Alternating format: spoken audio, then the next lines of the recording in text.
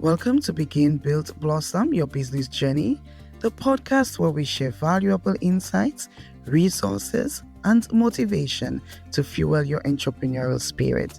Let's build a supportive community together. Don't forget to subscribe or follow wherever you listen to podcasts and be part of this journey. Let's pause for a moment to hear from our sponsors. You've built a name for yourself through hard work and dedication, but does managing the business side feel like a distraction from your true passion? Are you dealing with unmanaged finances? CME Accounting LLC is here to help. We specialize in organizing your financial records, allowing you to focus on what you do best.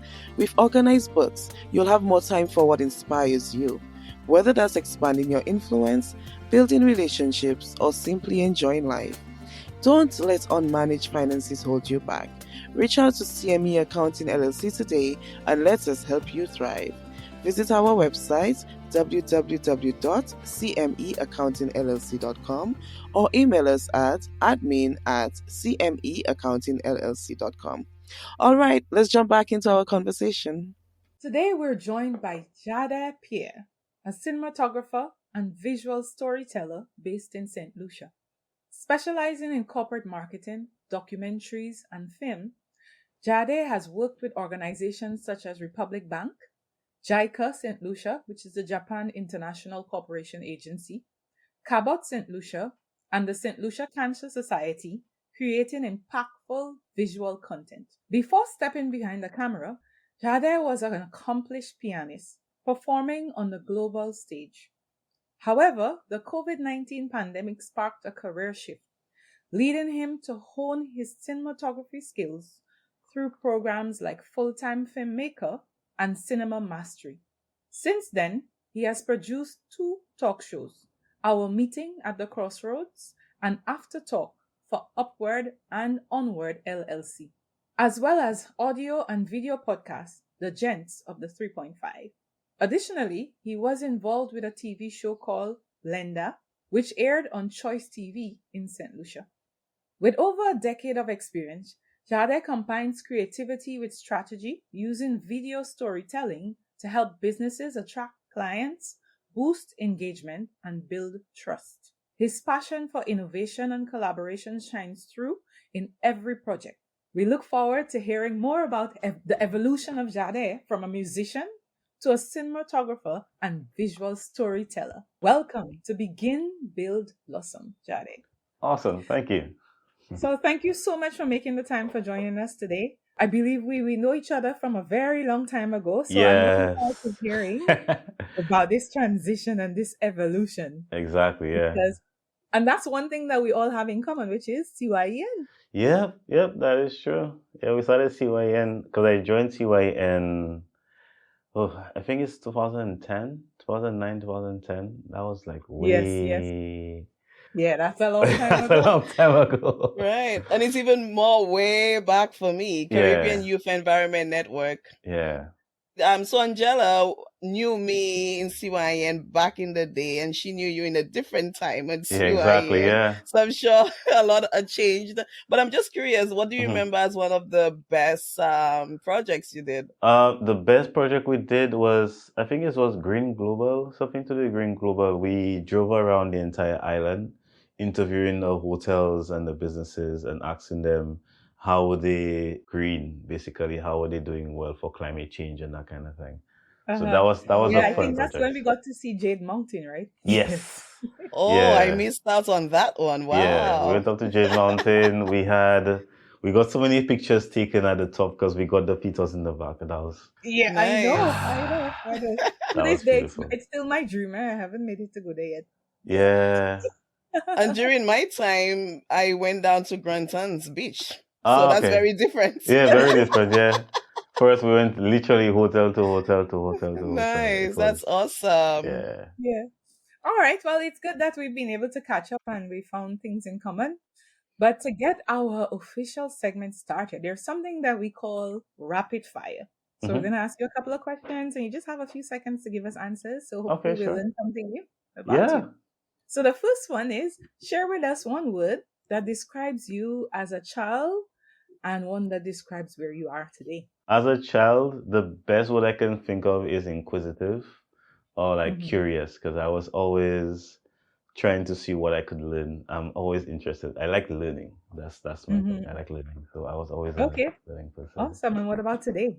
How would you? Today, I would say calculative, because Mm-hmm. I'm always thinking about the next move. I'm always wondering what's next. That's how my brain always works. What's next? What's next? What's next? What's next?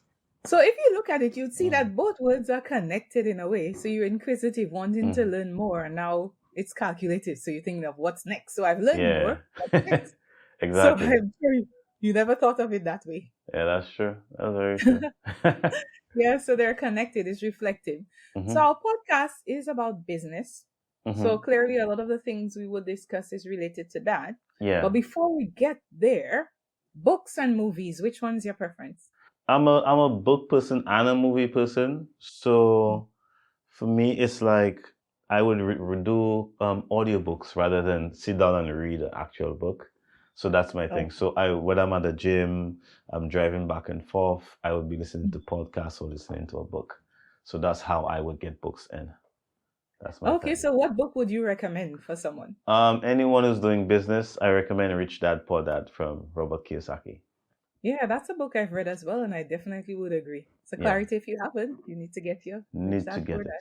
Need to get it in. Yeah, I think I have one that I need to get to, so I will have to work on that. Yeah. So Mhm. now that we're getting into the business side of things, share with us what's the name of your business, how long you've been involved in it. My first business is Jardé Pierre Media. We do weddings and wedding films.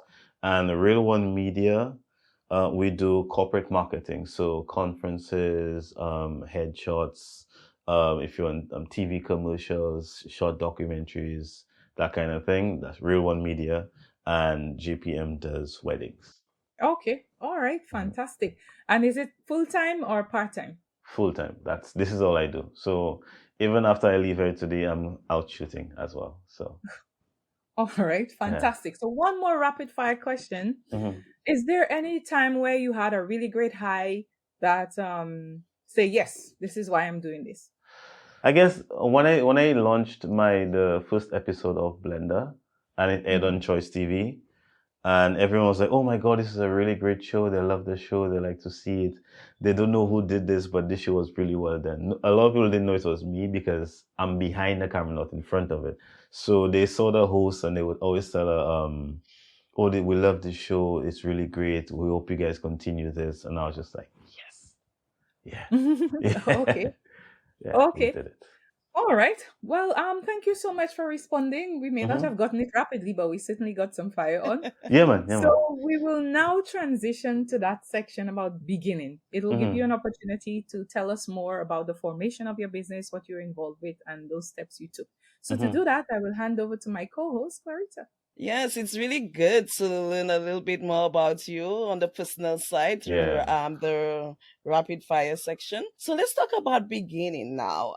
So I know you mentioned you started off as an editor and then you transitioned during COVID. But before we talk about that, Hmm. tell us a little bit more about growing up. What about your childhood you think led you to where you are today? To what to led me today to films, I watched a lot of TV growing up.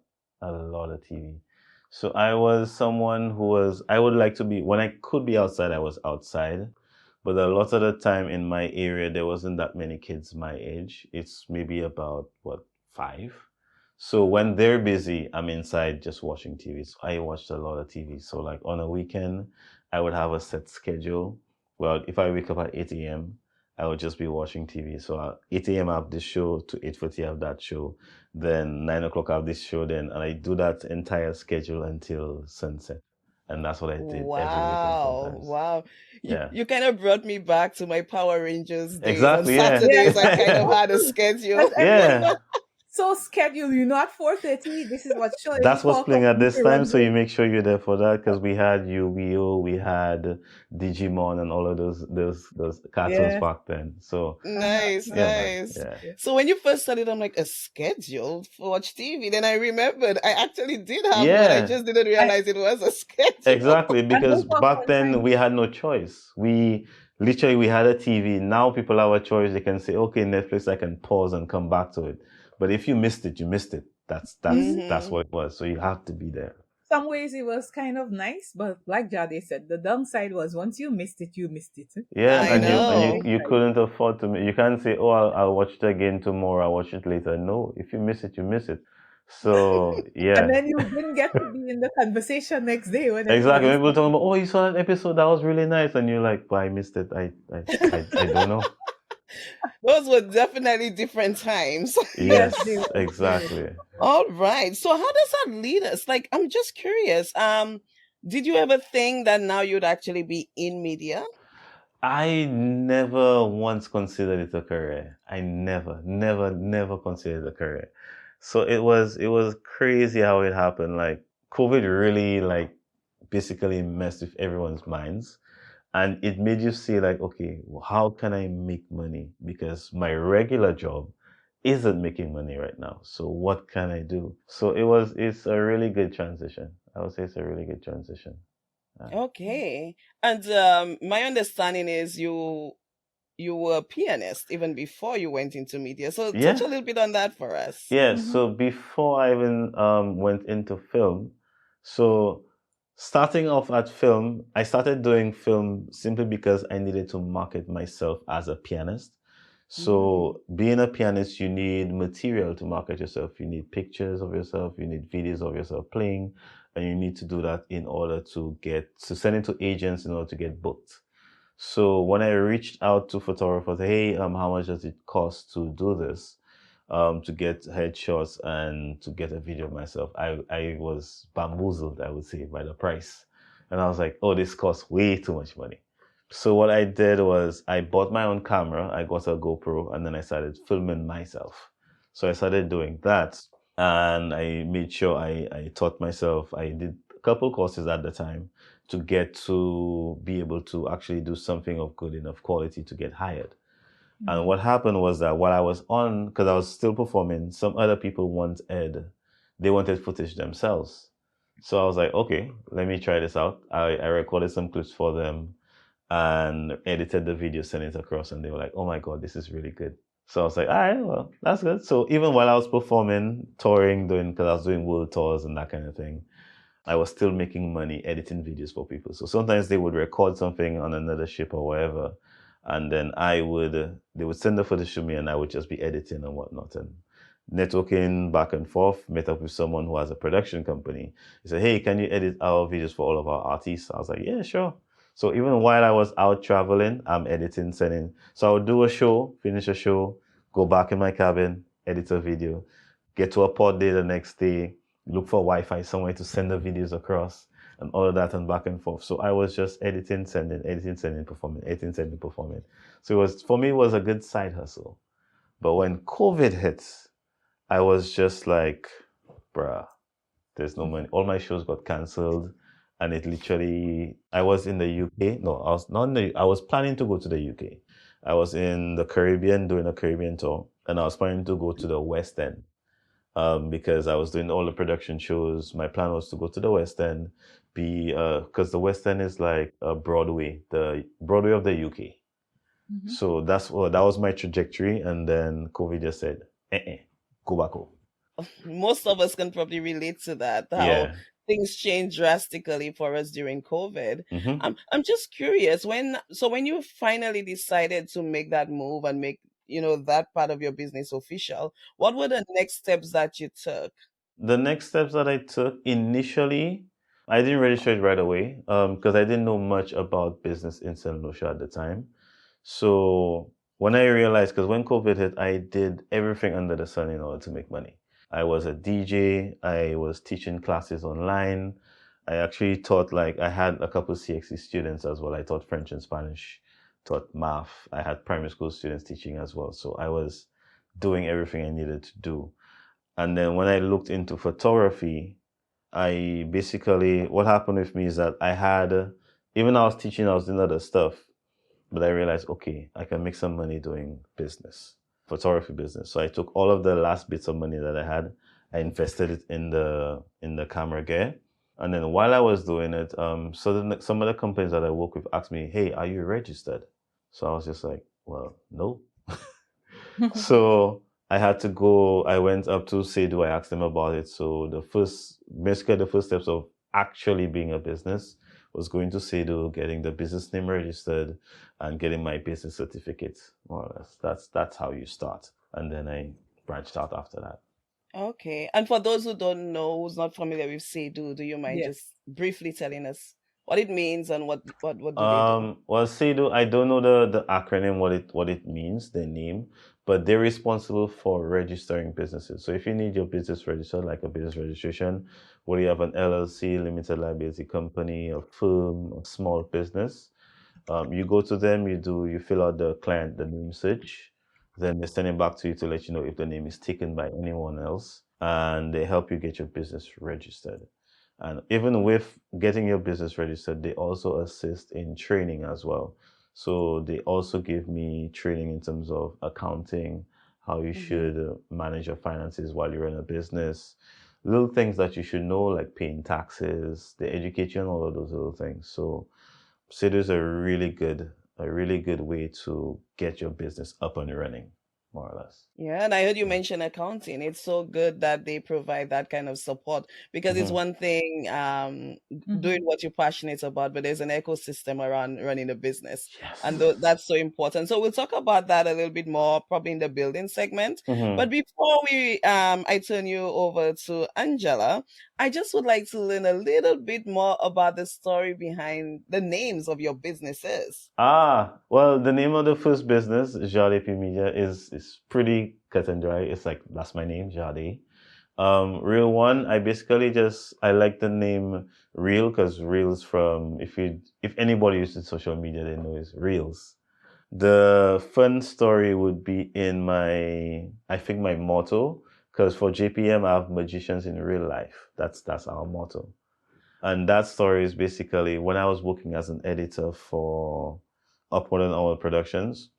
He liked to say that was his favorite thing to say. He used to call me the magician because he would have an idea for a project or for a documentary or something. And then what he would do is he would send it across to me. He would not know how to get the idea to a video. So he always used to say, oh, I just bring the magic. So he would just send me the idea, send me whatever he needed to get done, and I would just create something good for him. So he was like, yeah, that's the magician because he just brings magic. Yeah. Nice. That says a lot about your work. Thanks so much for sharing that with us. Okay. We'll move on now to the build segment. So Angela, back to you. Thank you, Clarita, and thank hmm you, Jade, for sharing so far. It certainly shed a lot of light on how you've progressed Yeah. over the years and how you got started with your two hmm businesses rather. Yeah. In terms of building, so you've commenced, so you now have to set that foundation. One of the hmm things you mentioned earlier, and Clarita touched upon it, is that ecosystem in Yes. terms of finances. hmm So, for building your structure, how did you get that together? Are you the only one doing your accounts, doing your administration, your employee? In terms of administration, it's mainly me because I do most of the marketing, most of the back and forth with the emails and that kind of thing. I do a lot of the emailing, but I don't do all of the emailing. It's also Mm. AI generated. So I have a lot of systems in place where I have a workflow. I think Loretta Okay. uses 17 Arts as well, so she would understand. Mhm. Where I will set a workflow so when someone goes on my website and they fill out the contact form, it automatically sends an email. It lets you know, hey, there's a questionnaire that you need to fill out. And with the questionnaire, I have it paired up with stuff that I have to put on the invoice and the quotes. So whatever they Mm. fill out, it automatically creates a quote, creates a contract, all of those things. So it basically takes care of all of that. So I don't need to hire like some businesses have secretaries. That's a thing of the past, unfortunately. AI has come in and taken care of Mhm. that. In terms of accounting, I have an accountant that handles all of those things for me. So he comes in quarterly. So he comes in, makes sure that I'm doing all the books properly, make sure that I'm crossing everything off, and then when tax season comes in, he just comes in and makes sure that that's sorted out. So yeah, that's Okay. that's how I do it. All right. So you're utilizing the technology and reducing your human overhead cost in terms of administration. But I would think that as the types of business that you have, you still require a team. So you Yes, need to go yes. behind the camera. How do hmm you put that team together? Well, basically, right now I have a team of four, and it expands based on the job. So we do heavy production. So for weddings, it's a set team of four, where it's me and my fiance doing. I do video. I'm the A cam, she's the B cam, and then I have my photographer. That's Imperial Productions. He does my photography. So he does the photography. I do the video aspect of things. That's for weddings. When it comes to corporate stuff, you depends on what they want. Sometimes they want something simple where I can just do it. Where because she does both video and photo, I do both video and photo, so we can interchange in between. If they want more, then I'll have other things like a gaffer. I have other cinematographer. I have my sound guy. So for production, sometimes you can have a team of 10 people just to get the job Okay. done. So I do a lot of subcontracting is what I would say, because it's a project by project basis. I cannot have anybody on a salary. So I have to Mhm. always just subcontract. If I need someone, then I hire a freelancer to get the job done, and it's just for the job, that kind of thing. Mhm. Yeah. Okay. Okay. And how have you found that working for you? Just putting a team together rather than people you have fixed, their inner workings, their strengths, their weakness. How have you found that? It's a bit challenging because what a lot of people don't, I guess someone who employs would understand, where there are loads of people who want the money, but Mm-hmm. The when you effort. tell them this is what you have to do to get the money, they don't really, a lot of people don't want to do the work that it takes to get to where they need to get to. So Mm-hmm. I've had issues where I'm hiring people to do something for me, but they're taking a lot of shortcuts. So it's a thing where you need to understand the difference between, okay, even if it's your friend, you have to understand it's my friend, yes, but he's not getting the job done. Mm-hmm. So sorry, bro. I have to get someone else that can actually do the job. So there's a Mm-hmm. lot of HR kind of responsibility that falls when you're running a business, when even if you have a good rapport with someone, the at the end of the day, The the delivery. client, if the client is not happy with the work that you're providing, then that's an Mm-hmm. issue. Mm-hmm. So building a team, it's taking a while. We kind of have the gel sorted after a long time, because it's not my first team that I've had. I've done work with another production company, and because of little insider stuff, it caused the team to fall apart. Where that Mm-hmm. one's jealous of this one, that one's jealous of that one. So Mm-hmm. Mm-hmm. and then there came to a situation where we worked on a project. I helped him get a project, and we were supposed to work on a project together. And then he took the project for himself, and all of these things happen. Mm-hmm. So working with a team sometimes is great, sometimes it's bad, but you gotta roll with the punches, more or less. So I want to you've highlighted so many challenges that are faced by business people in Yeah. terms of relating in using the ad hoc and the subcontracting team, but at the same Mm-hmm. time you need to manage your finances. Yeah. So how did you deal with that issue, the one where you created this opportunity? It was supposed to be a partnership, but Mm-hmm. then one person just took it and hijacked. How Yeah. did you react and manage that? It was very difficult. I would say I'm grateful for my fiance for that, because she assisted in terms of helping me stay clear Process. headed. Yeah, Uh-huh. because it's difficult to process, because imagine that's people you've been working with for a while. So there's a Mm-hmm. level of trust that, Mm-hmm. and a level of something that you don't expect. To be broken. Exactly. So it's a lot to process, but after doing it for a while, you just accept that certain people, you just have, life goes on. So it's Mm-hmm. unfortunate, but life goes on. Keep it pushing. Just move on. Okay. Yeah. All right. That's wonderful. And I think as you go through the challenges, it helps you to deal with the next one. I would agree. Exactly. Because what happens after that is you notice behavioral traits. So when you see it, you just say, nope, next. Okay. All Yeah. right. There are two things. I mean, hmm as you go into business, there are leaps that has to be made. So you have to make that choice. Yeah. As you build those two companies, what would you say is the biggest leap that you had to make to date? The biggest leap that I've had to make was the initial investment. That was the biggest leap, because when I just started out, I didn't understand fully what was required of me in terms of what's needed for a successful photography business.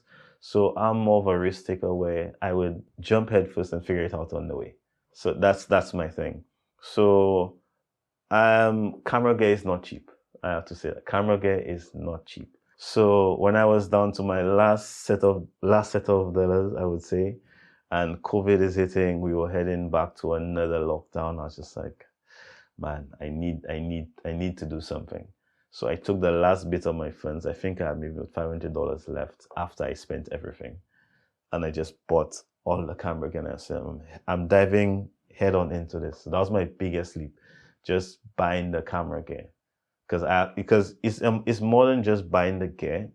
We have to also deal with customs on top of it. So even if you think something costs $1,000, no, customs will tell you, give me an extra 1,000. So that was my biggest leap, just investing in camera gear, just taking that leap and saying, I don't know where this will go, but I'm jumping headfirst. So that's really good. I mean, they always say that in business you have to be a risk taker, and sometimes you won't always know the whole plan. Exactly. But you move ahead. So in terms of that investment you made, did you see the return in a short term or a long term? Because you started this business more than 5 years ago. So the funny thing about it is I can't realistically say I could say I've received a return in terms of maybe financially, as in making the money back, but it's an ever evolving career. So I'm still investing into the business. That the investing part never stops. Whether it's learning, whether it's buying more camera gear, whether it's hiring more people to work on the team, I'm still investing. But the returns come, for me, the return comes every single wedding that I do. That's my return. So I tell people, whenever I shoot a wedding and I send a video across, and the bride calls me back and she's crying because it's so beautiful and it's filled with emotion, that's my return. I'm like, I did my job. Client satisfaction. Yes. Yes. Okay. All right. Fantastic. In some ways, I think we've sort of covered a section we call that kind of growth, or in our layman language, the struggle section. See, the struggle is real, But before we move to that one, in terms of customers, how have you found you've built that customer base? Building a customer base, when it comes to the St. Lucian market, building a customer base doesn't even require, I wouldn't say it doesn't require much. It just requires presence. It's a very small market. We work heavily on word of mouth, where this one knows that one knows that one knows that one, and you get recommended based on who knows you and that kind of thing. So getting clients literally is from putting out good content, putting out content that they want to have themselves, and just word of mouth. That's what it is for the St. Lucian market. For international clients where people are coming in, getting work in that sense requires targeted marketing.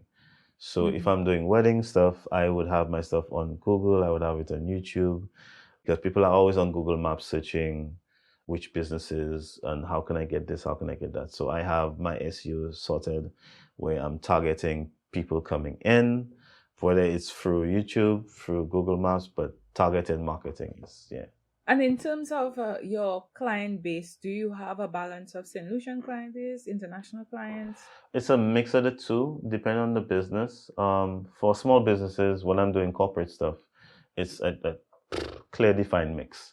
But for weddings, right now I do more international rather than locals, because I don't know what it is, but it seems from my perspective, more people are coming down to get married than actually get married locally.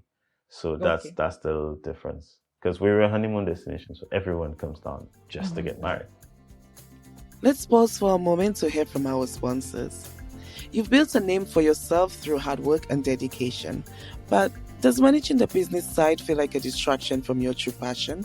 Are you dealing with unmanaged finances? CME Accounting LLC is here to help. We specialize in organizing your financial records, allowing you to focus on what you do best. With organized books, you'll have more time for what inspires you. Whether that's expanding your influence, building relationships, or simply enjoying life. Don't let unmanaged finances hold you back. Reach out to CME Accounting LLC today and let us help you thrive. Visit our website www.cmeaccountingllc.com or email us at admin@cmeaccountingllc.com. All right, let's jump back into our conversation. Okay. All right. Mhm. Fantastic. Thanks for sharing that with us. Yeah, yeah. As we move now to that section where you think to yourself, should I continue? Should I not continue? Have you had those kinds of moments? Ah, all the time. That happens all the time. I can share one story where I wouldn't say it made me want to give up, but it made me question everything that I'm doing. So there was one project that I was bidding for, because whenever you do projects, whether it's government or international or whatever, you have to send in quotes, and based on the quotes or whatever, Mhm. they would know who to take. So I was having a conversation with one person. Basically, it was a situation where I sent in a quote and people are saying, okay, this quote is too much or something along those lines. I was like, okay, all right, well, it's too much. Okay, I understand. And then maybe 2 weeks later, I'm seeing they hired someone who charged 3 times as much. So it left me wondering, like, if I'm too much, Yes. how are you comfortable paying someone 3 times as much? So it really messed with my mind in terms of what am I doing, or what's really going on, or what is this, what's really happening. So it messed with my mind a little, and it reminded me of the I don't know if you know the watch story where a guy had his grandfather's antique watch, and he went multiple places, and every single place he went, the watch was a different value. So the price went up in one place, but the price went down here, the price went down here, the price went down here. So it got me thinking in terms of people spend more when they value it differently, in terms of, rather than just saying at face value. Because it wasn't a situation where I would, well, in my mind, I wouldn't consider someone better or worse than the other. It's just a matter of they saw the other person as more valuable. So they were willing to invest in something more valuable to them. So it was just it shook me up a little, but it woke me up to the fact that I need to present myself as more valuable. So that was one instance where I had to just like, yeah, okay, you need to be more valuable. What did you do though? Because that's very intriguing to me. Like to say you make yourself more valuable. What shifts did you make on your end? Right. So in order to shift what I was doing, I had to basically present yourself in a new way. So I had to not necessarily rebrand, but I started to look into other creators and see what they're doing to make themselves more valuable. Because part of my courses that I took, not full-time filmmaker, it was Flash Film Academy. He focuses more on the business side of photography and production. So he talks about a lot about value and adding value to what you do. So it's how you present yourself, how your website looks, as well as how you look on your social media pages, all of those things. So one thing that he stresses on is that you do not need to be a content creator. You need to be a doctor. You need to be a surgeon. You need to think of how medical professionals feel. You would not go to someone, a general practitioner, and tell them you have cancer, and they'll tell you, oh, I'll fix your cancer. You would not go to that. You go to a doctor who specializes in cancer. That's the mindset that you needed to think. So I needed to reshape how I was thinking, because I presented myself, according to him, like Walmart, where you offering everything. So you're like a jack of all trades, but you're not a master of none. But people would quickly hire someone who's a specialist in their field rather than someone who just does everything. So I shifted up from, hey, I can do weddings, I can do ads, I can do events, I can do birthday party, I can do birthday shoots, I can do maternity shoots, I can do all of those things. While it is true that I can do all of these things, on the client aspect, when they come to you, they're gonna see someone who does everything, rather than if they go to this other page, they're only doing weddings. You're gonna be more pulled to hire that person who's only doing that one thing because that's what you want. If you have a problem with your leg or your knee, you're going to go to a leg doctor rather than a general practitioner who can take care of your head, your arms, or you want someone to fix the problem that you have. So it's a mindset switch that you need to remember. Yeah. So it sounds like so people talk a lot about niching, like Yes, getting you your have to niche. niche. You have to niche down. But it's a scary thing because you're like, but then I'm removing all these other people that I could be working with. So how do Yes. you reconcile that? Right. So you're removing all of the other people that you can work with. But because you're a specialist, the fee and the value that you attach to your specialist services would be higher than someone who's just a general practitioner. If you think about it, when you have, let's say you have a headache or you're feeling sick, you're going to go to a doctor. You don't go to a surgeon, you go to a general practitioner because they're cheaper. Even if you know it could be a problem in your head. But a general practitioner might cost maybe $150, $200 for a visit. But if you have to do brain surgery, you know that's thousands upon thousands of dollars because that's a specialist that will take care of your problem. And at that point, you're prepared to pay that money. Exactly. Right. The high value, the high amount. Exactly, because that's the All right, value makes attached. sense. So if you think about it in that sense, and you take yourself out of your specific business, if you think about it in those terms, then it just makes sense. It makes sense. So you don't. It's a scary way to niche down, but in the long run, you're doing what you want to do, and you're doing what you're happy to do. So it's a win. It's a win-win. All right, fantastic.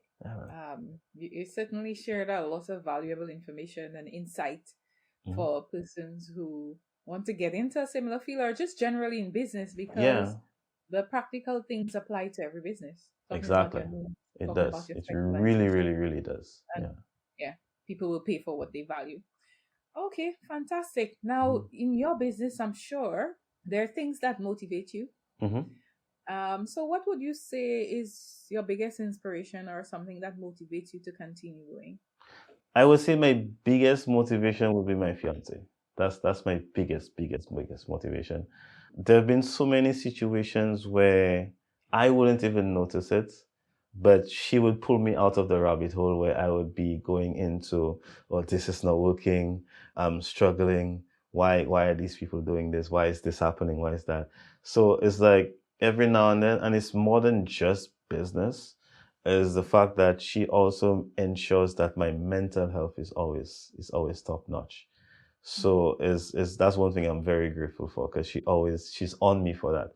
So she ensures that I keep training, I keep praying, making sure that everything is well with me mentally and physically. So yeah, that's literally my biggest motivation, my biggest thing. Because a lot of people don't they say it because we do weddings all the time and they say it all the time. He who finds a good wife finds a good thing, but people don't understand the value in when you really do find someone who's in your corner, who helps you and supports you. Yeah, that's the biggest, the very, very the biggest thing. Well, yeah, I mean, I totally agree because it's two heads are always better than one. Yes. Okay, That's so for that sure. brings us to talking about balancing family and business.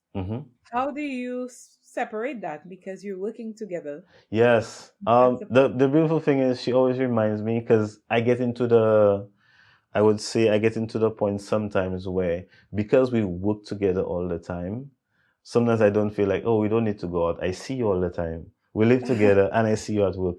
So it's like, do we need to go out but she always reminds me, hey, we need to have fun. It's a separate. It's a separate thing. We need to have fun. So it's I don't know how to explain it, but yeah, she helps out with that sense of getting us to where we need to be.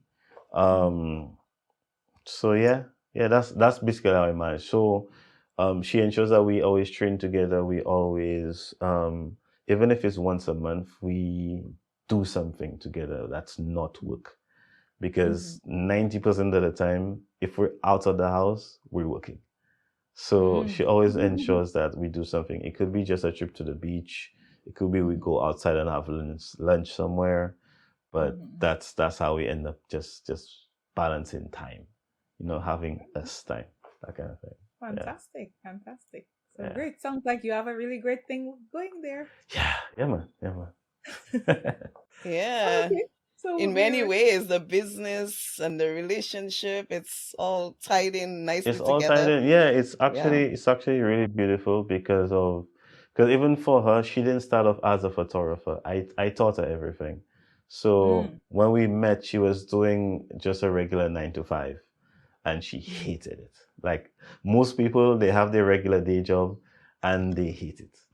And I could see that she hated it, and I was just like, hey, quit. If you don't like it, you can leave. It's fine, because I'm making enough to cover the expenses. So I was like, I can cover the expenses. Quit, take time for yourself. If you need a month, you need 2 months, figure out what you want to do, and then just let me know.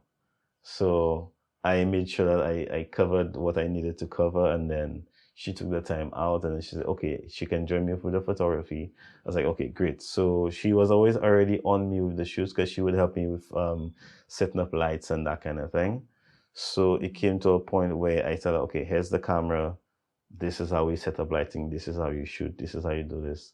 And after about 6 months to a year, she started doing her own shoots, and now she's at it. She's at it now. So yeah, that really reminds me how support system is so important. It sounds like you're each a great support for each other, and you also have a lot of support around you overall. Yes. So that's amazing. So that's it's just great. It's just great. Awesome. Okay, fantastic. Yeah, that's really good. So I think we've covered the begin, the build, the blossom. So it's now about wrapping up, about closing out. So I will pass to my co-host, Clarita, to take on that segment. Yes, thank you so much. I've thoroughly enjoyed this conversation. And I really hope we'll be having some more conversations. So thank you so much for that. So as we wrap up, we call it our closeout segment. Yeah. I would like if you could just focus on 3 practical tips that you'd like to share with persons who are probably looking to start a business or who are already in business and just need that motivation to continue. Okay. In terms of business, if you're interested in starting a business, the most important thing I would tell anyone, the very, very first thing, is educate yourself on financial literacy. That is foremost the most important thing, because a lot of businesses fail when you don't manage your finances properly. So you need to understand that if you don't make money work for you, you will work for your money. So understanding financial literacy is the backbone of everything. The second thing I would say is, whatever idea that you have, if it's something that, like, let's say it's a startup, the first thing you need to do is you need to figure out and understand that, does the idea and does the problem that you want to solve, is it profitable? Is it something that will make money for you? If it's already making money, then I would suggest that you find someone in the industry that you're in and see what they're doing, see how they're successful and what makes them successful. And you could do one of two things. You could take what they're doing and replicate it, or what you can do is take what they're doing and make it better and increase it and add your flair to it, and then you should be good to go. Awesome. Thanks so much for sharing that with us. And when you talked about educate yourself on financial literacy, I thought I should add here at CME Accounting LLC, we're more than happy to help you with that. So feel free to give us a call.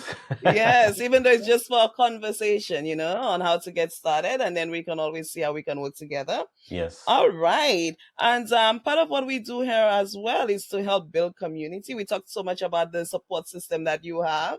And even through the podcast, so one of the impact that we hope we're having is to connect people with each other, to have that support, especially in business. So we always like to ask, would you be open to somebody reaching out to you for, just to have a discussion? Maybe you can share some more knowledge with them. Is that something Yeah. you're open to doing? Yeah, sure, that's fine. That's fine. Awesome, great. We like Yeah, to hear man. it from the guests themselves, right? Yeah, exactly. Yeah, that's fine. All right. I was just saying there's one other thing I wanted to suggest to anyone who's running a business, because the last conversation I had with someone at the youth economy, they stressed on that so much.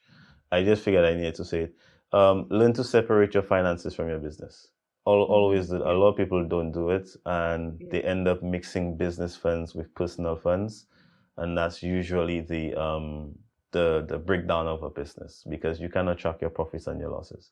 So at least bare minimum 2 accounts, one for your business, one for you. Pay yourself from your business and separate yourself from your business.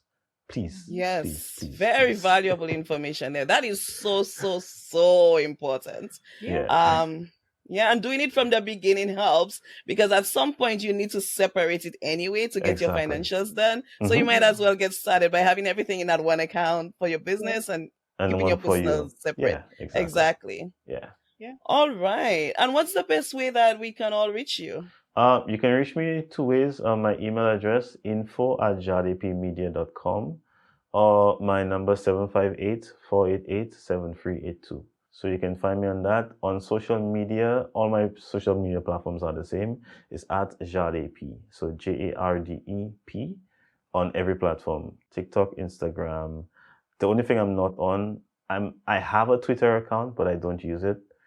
You mean X? X now. But it's just way too many bots. So you don't know who's real and who's not. So I just stay away from it. But yeah, on all social media platforms, JARDEP. That's my handles. Yeah.